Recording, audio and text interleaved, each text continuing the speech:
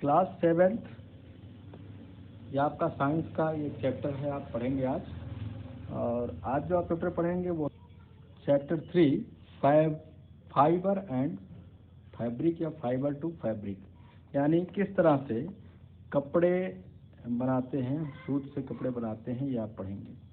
सबसे पहले ऊल के बारे में जानकारी ले लेते हैं, क्योंकि ऊल जो है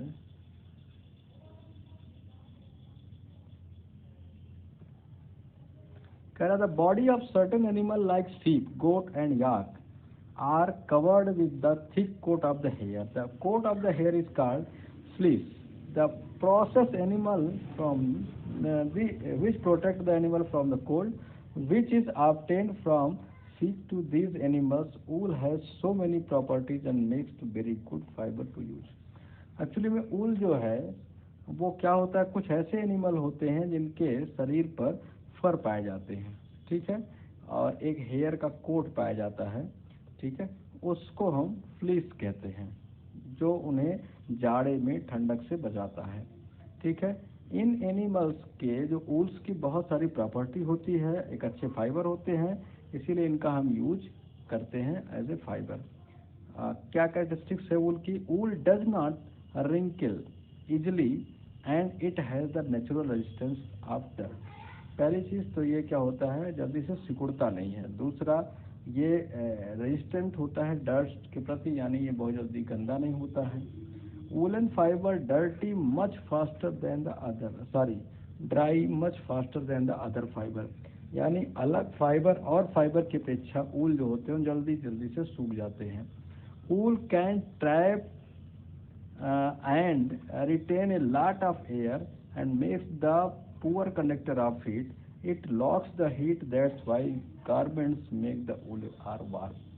क्योंकि ये क्या करते हैं कि अंदर के हीट को ये लॉक कर देते हैं, इसीलिए हम लोग जाड़े में गर्म कपड़े जब पहनते हैं तो हमें गर्मी लगती है। It resisted to most organic acid but strong alkali can damage it.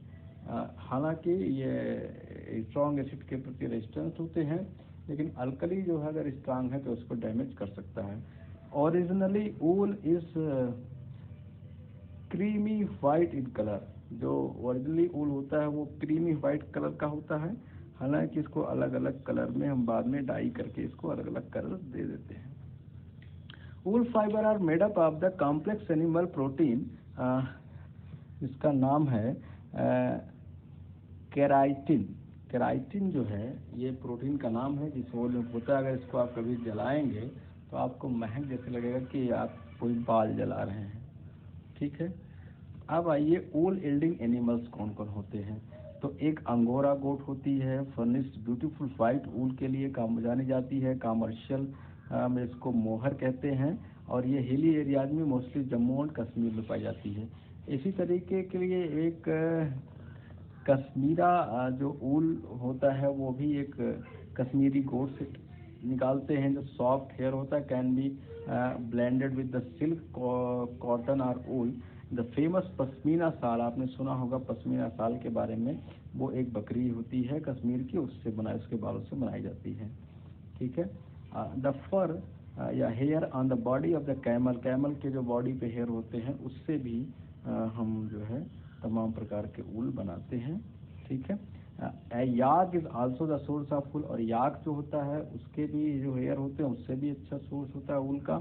और अंगोरा रैबिट जो होता है उसके भी हेयरी जो हेयर होते हैं उससे भी बहुत फाइनेस्ट किस्म की जो एक्सपेंसिव वुलन फाइबर बनता है, ठीक है, जो बहुत काफ़ी महंगे होते हैं।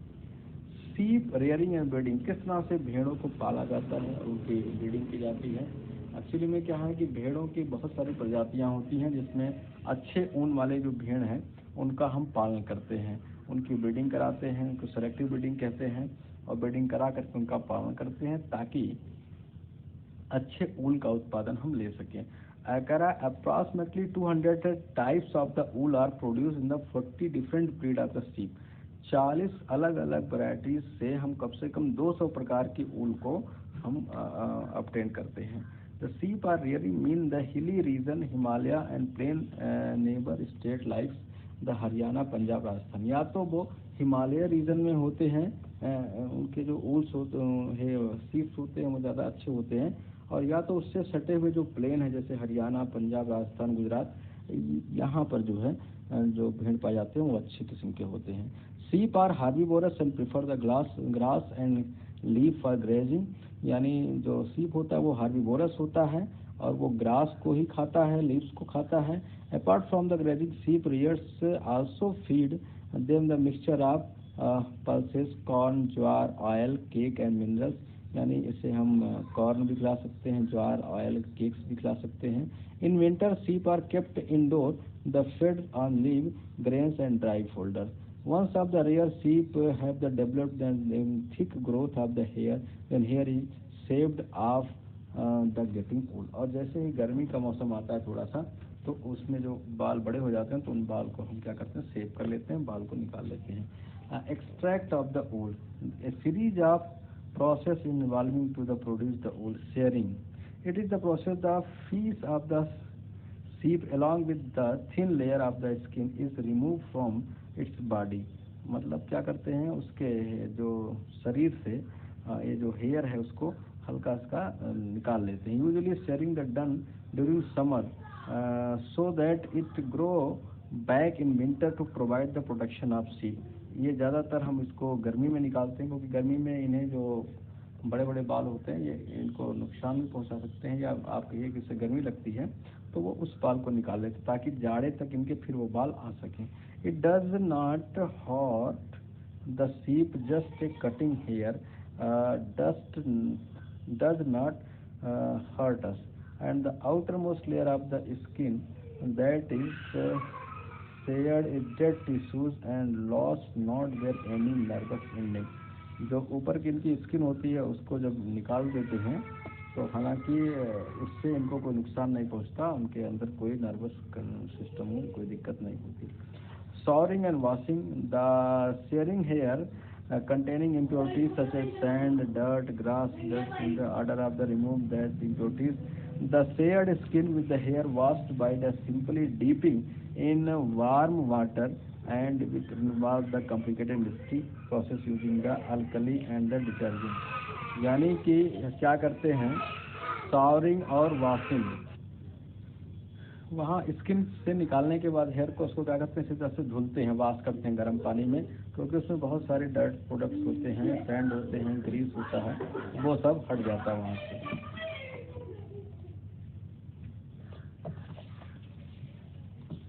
Now A days soaring done with the machine. अब इस समय जो है उसकी जो धुलाई होती है वो मशीन से होती है, उसमें कुछ अल्कलाइन मिलाए जाते हैं। The grease containing the fish is called the lanolin। During the source of the lanolin is separate of the latter used to make cosmetics and soaps। ठीक है। अब यहाँ आपको दिया है कि कहाँ कहाँ से जैसे आप कहाँ से इसकी जो है रीजन ऑफ रेयरिंग, मतलब कहाँ कहाँ इसकी पाली जाती है, कौन कौन सा नस्ल है ब्रीड का और कहाँ कहाँ ये पाला जाता है। अब आइए grading and sorting. In the process any stand damage or inferior wool is removed। The rest of these wool is stored in according to the quality of fiber depending upon the finest length and wireless vividness of the color, vividness and color। यानी फिर अच्छी जो quality की वूल होती है उनको अलग कर लेते हैं और ख़राब क्वालिटी की अलग कर लेते हैं और उसके बाद कर्डलिंग करते हैं। After the drawing the wool they pass through the roller of wearing teeth and wearing teeth untangles and fiber in the arrange them into the flat sheet called wave। ठीक है, and the fiber are sourced again to the dried and the wool is ready to the drawn into fiber। अब ये जो wool जो है एकदम soft हो जाता है और इसके बाद इसको हम यहाँ से फाइबर में चेंज कर सकते हैं। स्पिनिंग क्या होता है, इसको फिर मशीन में डाल करके उसमें से रेशे निकालना, यानी उसको वूल में बनाना। फिर उसके बाद डाइंग होता है, यानी उसको कलर किया जाता है, ये नेचुरल वाइट होता है और वाइट के साथ ब्राउन, वाइट इज ब्राउन और ब्लैक होता है। Silver are dyes to get wool and fibre various colour. उसके बाद इसको हम क्या करते हैं, कलर करते हैं। फाइनल प्रोसेसिंग क्या होता है, the fibre are straightening the putting them into the roller and then twist into yarn, and yarn is wounded to the form a ball of the wool using the making a winning woolen glass। फिर इसको role करके किसी तरीके से और इसको जो है हम एक बॉल बना लेते हैं और उसके बाद हम इसकी बुनाई करते हैं। ठीक है, तो इस तरीके से आपका ये ऊल वाला हो गया। इस तो देखिए कुछ क्वेश्चंस हैं या ट्रू फॉल्स हैं, इसको आप सॉल्व करेंगे, फिर कल हम इस पर सिल्क वाला मैटर पढ़ेंगे।